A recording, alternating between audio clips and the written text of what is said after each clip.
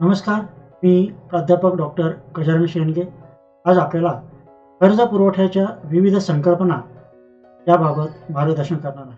मित्रांनो, व्यापारी बँका दोन प्रकारचं कार्य करतात. एक ठेवी स्वीकारणे, दुसरं कर्ज देणे. मुळामध्ये कर्ज देणे हे व्यापारी बँकेचं एक महत्त्वाचं कार्य आहे. या कार्याच्या अनुषंगाने व्यापारी बँका अनेक महत्त्वाच्या संकल्पना या ग्राहकांच्या आणि बँकेच्या मध्यावधीवर त्याचबरोबर दोन्हीच्या अनुषंगाने विचारात घेत असतात. तर आज आपण अशाच व्यापारी बँकांच्या विविध संकल्पनांचा विचार या लेक्चरमध्ये करणार आहोत. व्यापारी बँका कर्ज देताना अल्पमुदत, दीर्घमुदत त्याचबरोबर विविध प्रकल्पांसाठी या कर्ज देत असतात.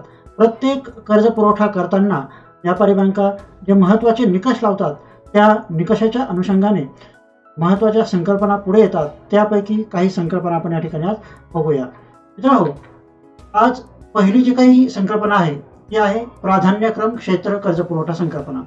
व्यापारी बँका कर्ज पुरवठा करताना प्राधान्यक्रम ठरवतात. म्हणजे काय, तर भारत सरकार आणि रिझर्व्ह बँक या दोघांनी मिळून कोणत्या क्षेत्राला प्राधान्याने कर्ज पुरवठा करायचा याविषयी काही महत्त्वाचे निकष लावले आहेत. मुळामध्ये 2018 मध्ये रिझर्व्ह बँकेने 8 प्रमुख प्राधान्यक्रम ठरविले आहेत.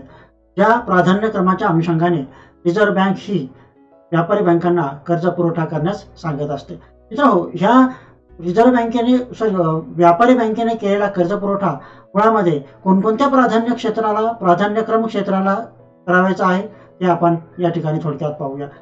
सुरुवातीला शेती हे आपल्या अर्थव्यवस्थेचं प्रमुख क्षेत्र असून शेती क्षेत्राचा विकास झाला पाहिजे हे प्राधान्यक्रमामध्ये अग्रक्रमाने ठरवण्यात आले. त्याचबरोबर मध्यम व लघु उद्योग यात अंतर्भूत करण्यात आले. निर्यात क्षेत्राला यामध्ये समाविष्ट करण्यात आले. त्यानंतर शिक्षण, गृहबांधणी, सामाजिक पायाभूत सुविधा, नवीनकरणक्षम उद्योग किंवा ऊर्जा, ज्याला आपण रिनोव्हेटिव्ह एनर्जी असं म्हणतो, त्याचबरोबर सूक्ष्म उद्योग, या 8 घटकांचा, या 8 क्षेत्रांचा प्राधान्यक्रम क्षेत्र म्हणून रिझर्व्ह बँक आणि सरकारने 2018 मध्ये काय केलेला आहे, अंतर्भाव केलेला आहे. हे अंतर्भाव करण्याची गरज का पडली, तर ही अंतर्भाव करण्याची गरज काही प्रमुख बाबींसाठी पडली.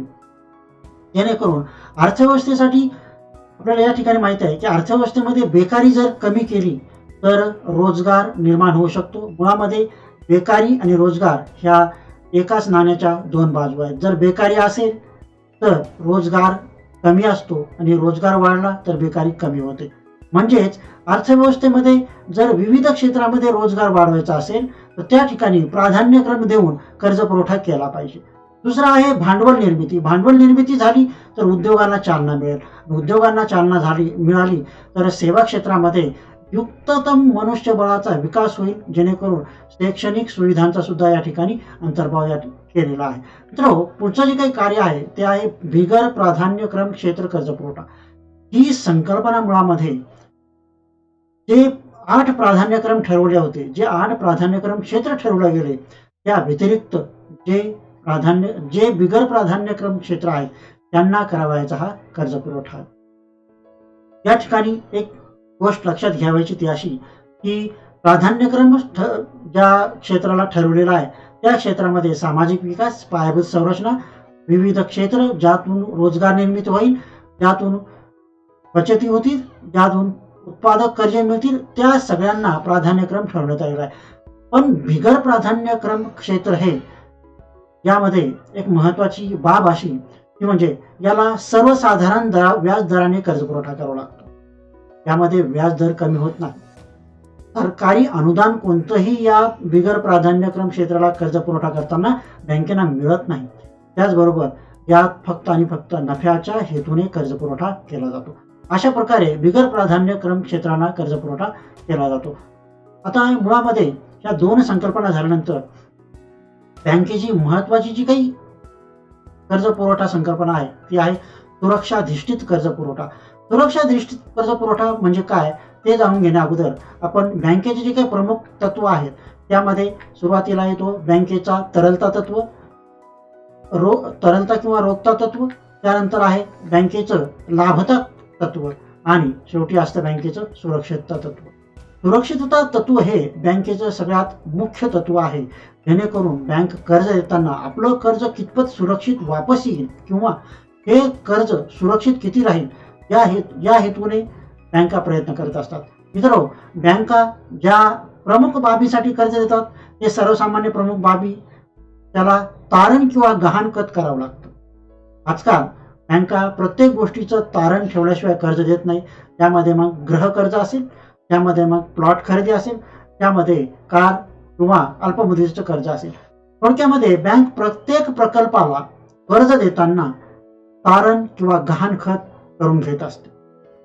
त्याच्या अधीन राहून बँका काय करतात, या प्रकारचे कर्ज देताना तारण सीमा ठरवून 50% ते 60% पर्यंत कर्ज या ग्राहकांना किंवा प्रकल्पासाठी कर्ज पुरवठा करत असतात. मित्रांनो, ह्या सुरक्षित कर्ज पुरवठा पाहिल्यानंतर आपल्याला दुसरा महत्वाचा कर्ज पुरवठा संकल्पना पाहिजे आहे, ती आहे हेतुधिष्ठित कर्ज पुरवठा. हेतुधिष्ठित कर्ज पुरवठा म्हणजे काय की विशिष्ट हेतू. आता हेतू कुठले, तर आपल्याला माहित आहे की 14 बँकेचं राष्ट्रीयकरण होऊन आज मागच्या म्हणजे कालच्या जुलैला एक इतिहास आपण म्हणतो तो काल भारतामध्ये साजरा केला. कारण की बँकेचं राष्ट्रीयकरण जे झालं पहिल्या मध्यावधीमध्ये, हे 14 बँकेचं राष्ट्रीयकरण झालं. 14 बँकेचं राष्ट्रीयकरण करण्याची गरज का पडली याचा इतिहास आपल्याला सगळ्यांना. परंतु हेतुधिष्ठित कर्ज पुरवठ्याची सुरुवात या 14 बँकेच्या राष्ट्रीयकरणामध्ये तत्कालीन सरकारने केली. तत्कालीन सरकारने हे करताना हेतुधिष्ठित कर्ज पुरवठा हा मुख्य निकष या बँकाने लावला. अगोदर कर्ज पुरवठा होत होता, तो कसा होत होता, तर आपल्याला माहिती आहे की अगोदर कर्ज पुरवठा होत असताना प्राधान्यक्रम क्षेत्रे ठरवली गेली नव्हती. त्याचबरोबर या कर्ज पुरवठ्यामध्ये अनुत्पादक कार्यासाठी कर्ज घेण्यात येत असत, जेणेकरून कर्ज देताना बँका फक्त आपला नफा लक्षात घेत असत. मात्र त्या कर्जाची सुरक्षितता, त्या कर्जापासून सामाजिक विकास, त्या कर्जापासून सामाजिक संरचनेची पायाभरणी, त्या कर्जापासून आपल्या देशाच्या राष्ट्रीय विकासामध्ये हातभार लागण्याची सुरुवात होत नव्हती. मात्र 14 बँकेच्या राष्ट्रीयकरण केल्यानंतर सगळ्यात महत्वाचं जे काही पाऊल उचललं गेलं ते म्हणजे उत्पादक कर्जाची योजना या बँकांनी कर्ज पुरवठ्यामध्ये आणली. उत्पादक कार्यासाठी कर्ज देणे म्हणजे काय, उत्पादक कार्यासाठी कर्ज देणे म्हणजे उत्पादक हेतूने ज्यातून काहीतरी उत्पादन निघेल, कर्ज बुडीत जाणार नाही, अशा पद्धतीची योजना बँकेने आणली होती. त्यानंतर दुसरी आहे प्राधान्यक्रम क्षेत्र जे आहे त्या प्राधान्यक्रम क्षेत्रांना कर्ज पुरवठा करायचा. मग आज भारतामध्ये प्राधान्यक्रम क्षेत्र कुठली होती, तर शेती असेल, उद्योग असेल, शिक्षण असेल, सामाजिक संरचना असतील, आरोग्य असेल, या सगळ्या बाबींना प्राधान्यक्रम लक्षात घेऊन कर्ज पुरवठा करण्याची योजना या सरकारने किंवा बँकेने त्या काळामध्ये आणली होती. त्यानंतर सगळ्यात महत्वाचं आहे ते म्हणजे सामाजिक विषमता कमी करण्यावर सुद्धा सरकारने कर्ज पुरवठ्यामध्ये अधिक चांगल्या पद्धतीने अवलंब केला होता. समाजाची विस्कटीत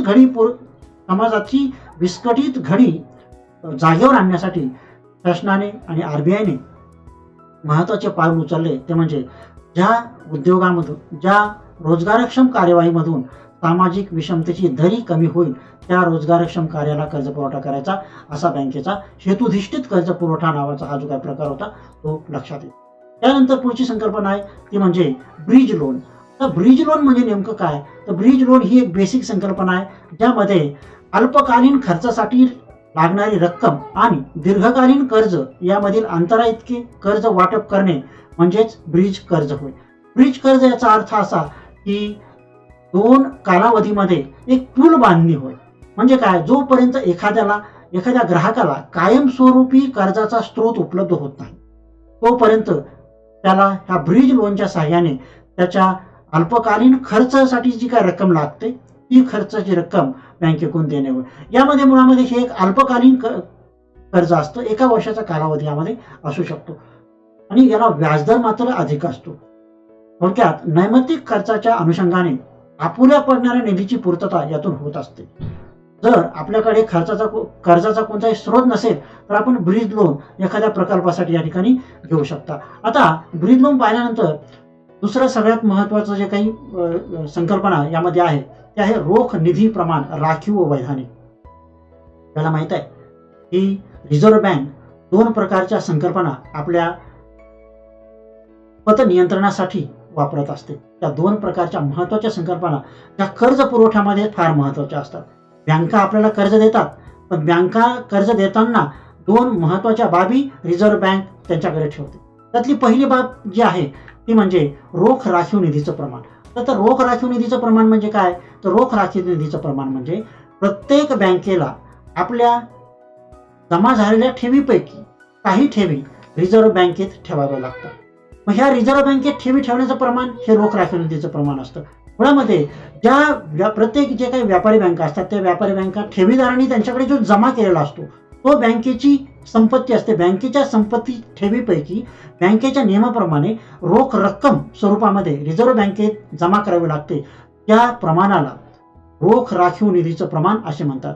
आता यामध्ये अलीकडील 18 जुलैला जे काही बँकेचं परिपत्रक आहे त्या बँकेच्या परिपत्रकाप्रमाणे जर रिझर्व्ह बँकेमध्ये एखाद्या बँकेने 500 रुपये ठेव ठेवली आहे तर त्या 500 रुपये ठेवीच्या 3% म्हणजेच 15 रुपये हे रोख राखीव निधीच्या प्रमाणामध्ये आपल्याला काय करावं लागतं, प्रत्येक बँकेला काय करावं लागतात, रिझर्व्ह बँकेकडे ठेवावे लागतात. मित्रांनो, ह्या रोख राखीव निधीच्या प्रमाणामध्ये सातत्यपूर्ण स्वरूपामध्ये रिझर्व्ह बँक बदल करत असते, कारण पतनियंत्रणाचं हे एक प्रमुख साधन आहे. आता याचप्रमाणे दुसरी जी काही महत्वाची संकल्पना आहे ती आहे रोख राखीव निधीचं प्रमाण, जे वैधानिक तरलता गुणोत्तर. वैधानिक तरलता गुणोत्तर हे एक मूळ त्या रिझर्व्ह बँकेच्या पतनियंत्रणाच्या साधनामधलं मानलं जातं. यामध्ये काय असतं तर यामध्ये बँकेच्या ग्राहकाने जी रक्कम जमा केलेली असते त्या रकमेच्या प्रमाणामध्ये रिझर्व्ह बँकेकडे प्रत्येक व्यापारी बँकेला सोने, कर्ज रोखे, त्याचबरोबर रोख रकमेमध्ये काही विशिष्ट प्रमाणामध्ये कायद्यानुसार गुंतवणूक करावी लागते. त्या कायद्यानुसार केलेल्या गुंतवणुकीचं गुणोत्तर म्हणजेच वैधानिक तरलता गुणोत्तर. थोडक्यामध्ये प्रत्येक व्यापारी बँकेला ठेवीच्या स्वरूपात जमा झालेल्या रकमेपैकी विशिष्ट टक्के रक्कम रोख, सोने, कर्ज रोखे यात गुंतवावी लागते. ही कायद्यानं बंधनकारक असतं, म्हणून याला ह्या प्रमाणामध्ये कायदेशीर तरलता गुणोत्तर किंवा वैधानिक तरलता गुणोत्तर असे म्हणतात. आरबीआयच्या 18 जुलैच्या परिपत्रकाप्रमाणे हे वैधानिक तरलता गुणोत्तर जे आहे याचं प्रमाण जे आहे हे 18.50% आहे असं रिझर्व्ह बँकेच्या परिपत्रकामध्ये म्हटलेलं आहे. हे रिझर्व्ह बँकेच्या पतनियंत्रणाच्या साधनामधलं एक युक्ततम आणि महत्वाचं साधन मानले जातं. मित्रो, हे पाहिल्यानंतर आपल्याला एक महत्वाची संकल्पना पाहिजे, प्रकल्प मूल्यांकन. प्रकल्प मूल्यांकन म्हणजे काय? तर प्रकल्प मूल्यांकन म्हणजे असा प्रकार असतो ज्यामध्ये व्यापारी बँक ग्राहकांना प्रकल्प उभारणीसाठी कर्ज वितरित करतात. कर्ज वाटप करताना ज्या प्रकल्पासाठी कर्ज द्यायचे आहे त्याचे विविध संस्थेकडून मूल्यमापन केले जाते, जेणेकरून प्रकल्पाची उपयुक्तता, बाजारपेठा, कामगार स्थिती व भविष्यकालीन धोरण या सर्व बाबींचा बँक विचार करत असते.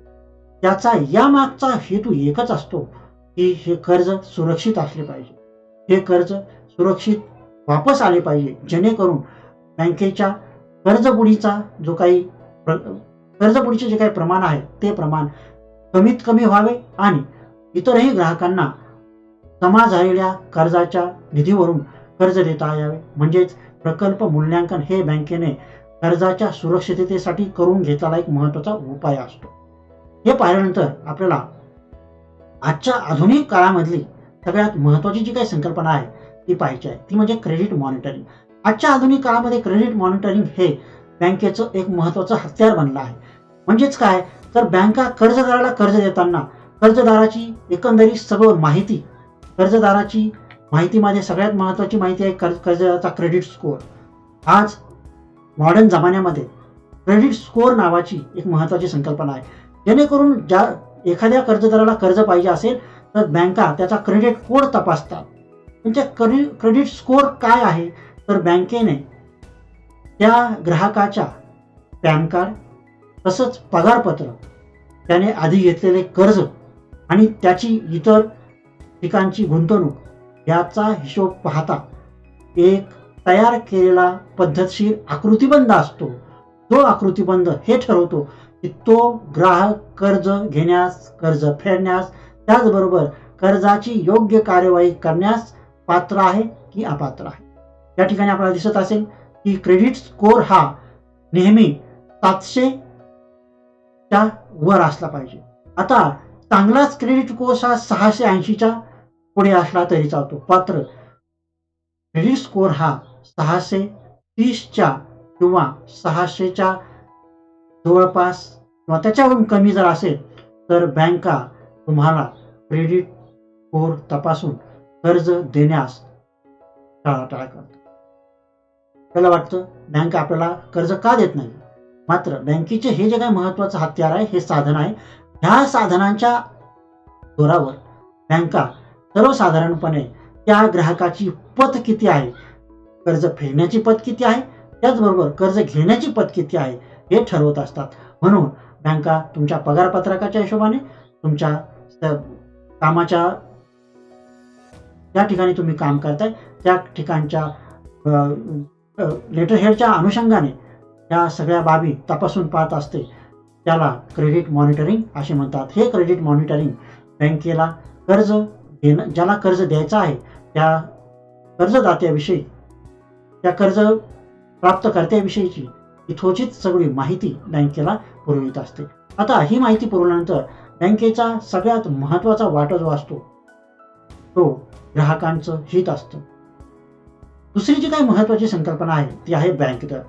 बँक दर म्हणजे काय आपल्याला माहित आहे, त्याला बँक रेट म्हणतो. परंतु ही एक गोंधळात पाडणारी संकल्पना. बँक दर म्हणजे काय तर बँक दर ही रिझर्व्ह बँकेने व्यापारी बँकांना ज्या दराने कर्ज दिलेला आहे तो दर होय. मग इथे भारताची रिझर्व्ह बँक भारतातील व्यापारी बँकांना ज्या दराने कर्ज देते तो दर म्हणजे काय असतो, बँक दर. 18 जुलैच्या रिझर्व्ह बँकेच्या परिपत्रकाप्रमाणे हा दर आहे 4.25%.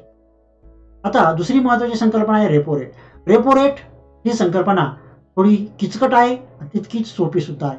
मित्रांनो, किचकट म्हणण्यापेक्षा ही संकल्पना अभ्यासपूर्ण संकल्पना आहे. या संकल्पनेमध्ये रिझर्व्ह बँक व्यापारी बँकांना दररोजच्या व्यवहारासाठी मोठमोठ्या रकमेची गरज असते. ही गरज पूर्ण करण्यासाठी भारतीय रिझर्व्ह बँक देशातल्या बँकांना अल्प मुदतीचं कर्ज देतात. या अल्प मुदतीच्या कर्जावर जो व्यापारी बँकेकडून रिझर्व्ह बँकेला व्याजदर दिला जातो त्याला आपण म्हणतो रेपो रेट. रिझर्व्ह बँकेकडून कमी व्याजदराने कर्ज मिळत असेल तर बँका आपल्या ग्राहकांना कमी व्याजदराने कर्ज देतात. परंतु रिझर्व्ह बँकेकडून जर व्यापारी बँकांना जास्त दराने म्हणजे जास्त रेपो दराने जर कर्ज मिळत असेल तर ते आपल्याला सुद्धा व्यापारी बँका ह्या अधिक दराने कर्ज देत असतात. हे रिझर्व्ह बँकेच्या खात्यातलं एक महत्वाचं साधन हे पत नियंत्रणाच्या किंवा कर्ज दर ठरवणाऱ्या बाबी संदर्भातलं एक प्रमुख आयुध आहे असं आपण या ठिकाणी म्हणू शकतो. रेपो रेट पाहिल्यानंतर आपल्याला दुसरा एक महत्वाचा प्रकार पाहायचा आहे तो म्हणजे reverse repo. Reverse repo rate म्हणजे काय तर रिव्हर्स रेपो रेट म्हणजे बरेचदा दिवसभर व्यवहार करूनही बँकाकडे मोठा निधी शिल्लक असतो. ही रक्कम व्यापारी बँका आपल्याकडील पडून असलेली शिल्लक अल्प मुदतीसाठी रिझर्व्ह बँकेकडे जमा करतात. त्या रकमेवर रिझर्व्ह बँक ज्या दराने व्याज देते त्या दराला रिव्हर्स रेपो रेट असते. एक गोष्ट लक्षात घ्या, या ठिकाणी आपल्याला पाहिजे असेल तर रेपो रेट म्हणजे काय. रेपो रेट म्हणजे बँका कर्ज घेतात, परंतु रिव्हर्स रेपो रेट म्हणजे रिझर्व्ह बँकेकडे ज्या दराने आपल्या अल्प मुदतीच्या ज्या ठेवी आहेत त्या ठेवी ठेवतात किंवा त्या ठेवी बँकेकडे सुपूर्द करतात त्याला आपण रिव्हर्स रेपो रेट म्हणतो. दोन्हीमध्ये बऱ्याच वेळेस गफलत होण्याची शक्यता असते. आता या संकल्पना पाहिल्यानंतर आजच्या या व्हिडिओ लेक्चरमध्ये आपण महत्वाच्या संकल्पना ज्या समजून घेतल्या आहेत त्या संकल्पना आपल्याला MPSC, UPSC त्याचबरोबर बँकेच्या विविध परीक्षा यासाठी तर महत्वाच्या आहेतच, परंतु रोजच्या जीवन जगताना बँक एक जिव्हाळ्याचा विषय म्हणून रोजच्या जीवनातला एक अविभाज्य घटक म्हणून बँकेविषयी कर्ज पुरवठ्याच्या महत्त्वाच्या ज्या संकल्पना आहेत त्या संकल्पना अभ्यासताना आपल्याला या महत्त्वाच्या व्हिडिओ लेक्चरमध्ये सांगितलेल्या सर्व संकल्पना कामी येणार आहे. मित्रो, या व्हिडिओ लेक्चरमध्ये आपण इथेच थांबूया. परत भेटूया पुढच्या एका लेक्चरमध्ये. तोपर्यंत मी प्राध्यापक डॉक्टर गजानन शेंडगे आपली रजा घेतो आणि इथेच थांबतो.